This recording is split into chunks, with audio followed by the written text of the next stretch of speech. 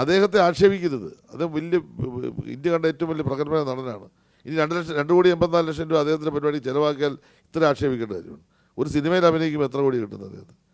നാണക്കേടാ, മലയാളിക്ക് നാണക്കേടാ, കേരളത്തിൽ നാണക്കേടാ, മാധ്യമങ്ങൾ നാണക്കേടാ ഇത് പറയുന്നവർക്ക്. അങ്ങനെ ചെറുതായിട്ട് മോഹൻലാലിനെ കാണുന്നത് വലിയ മനുഷ്യനല്ലേ. അവിടെ പിന്നെ ആ വേദിയിൽ തന്നെ നിങ്ങൾ നോക്കുക, എ കെ ആൻ്റണി സാറിൻ്റെ കാലത്തല്ലേ അടൂർ ഗോപാലകൃഷ്ണൻ സാറിന് അവാർഡ് കിട്ടിയത് ഫാൽക്കെ. ഒരു ചായ മേടിച്ചു കൊടുത്തു.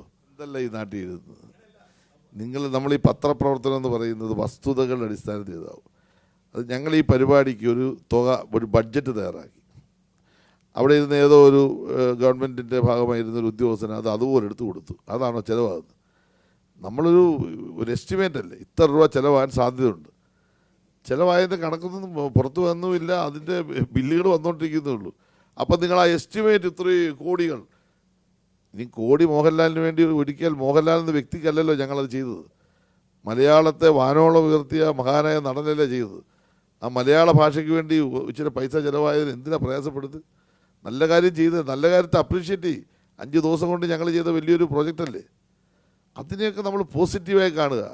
കേരളം പോലെ സംസ്ഥാനത്ത് 1 കോടി രൂപ ചിലവാക്കി മോഹൻലാൽ അദ്ദേഹത്തിന് തന്നെ ക്ഷീണമാണ്. ഒരു സിനിമയിൽ അഭിനയിക്കുന്ന എത്ര കോടി അങ്ങനെ മേടിക്കുന്നു? നാണക്കേടായിപ്പോയി നമുക്കത് പറഞ്ഞപ്പോൾ തന്നെ. അത് എസ്റ്റിമേറ്റ് അതിനൊക്കെ അതിൻ്റെ പകുതി താഴെ ആകത്തുള്ളൂ. അത്രയൊന്നും ആയിട്ടില്ല. ഞാൻ മനസ്സിലാക്കുന്നത് അത് ഫൈനലൈസ് ചെയ്തിട്ടില്ല. ഫൈനലൈസ് ചെയ്യുമ്പോൾ പ്രസിദ്ധീകരിക്കും, നിങ്ങൾക്ക് ചോദിക്കാമല്ലോ. അത് ഈ എസ്റ്റിമേറ്റ് എന്ന് പറയുന്നത് നമുക്ക് ആകാൻ സാധ്യതയുള്ള തുക. ഇപ്പം 12 ഇത്ര ലക്ഷം വരെ ആകാം. അത് ചർച്ച ചെയ്തിട്ടില്ലേ? അവസാനം ബില്ല് വന്നെല്ലാം ക്ലോസ് ചെയ്യുമ്പോഴല്ലേ. ഇപ്പം അത് കൊടുത്തിട്ടില്ലല്ലോ. അതെടുത്ത് വെച്ചിട്ട് ഇതാണ് ചിലവായത് എന്ന് പറഞ്ഞാൽ അദ്ദേഹത്തെ ആക്ഷേപിക്കുകയല്ലേ.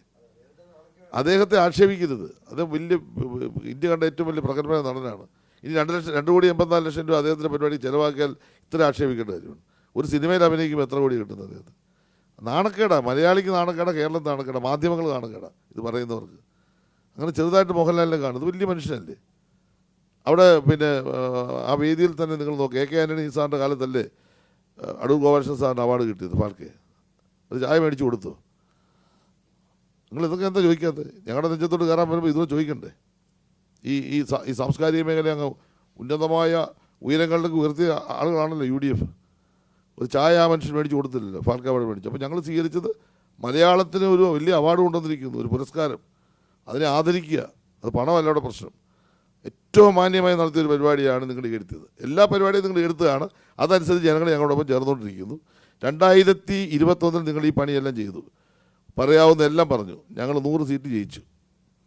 ഇപ്പം നിങ്ങൾ ഈ തുടങ്ങിയേക്കുന്നത് ഞങ്ങൾക്ക് നല്ല സൗകര്യത്തിൽ ഒരു 102 വരെ സീറ്റ് കിട്ടാൻ സാധ്യത എത്തിയിരിക്കുക.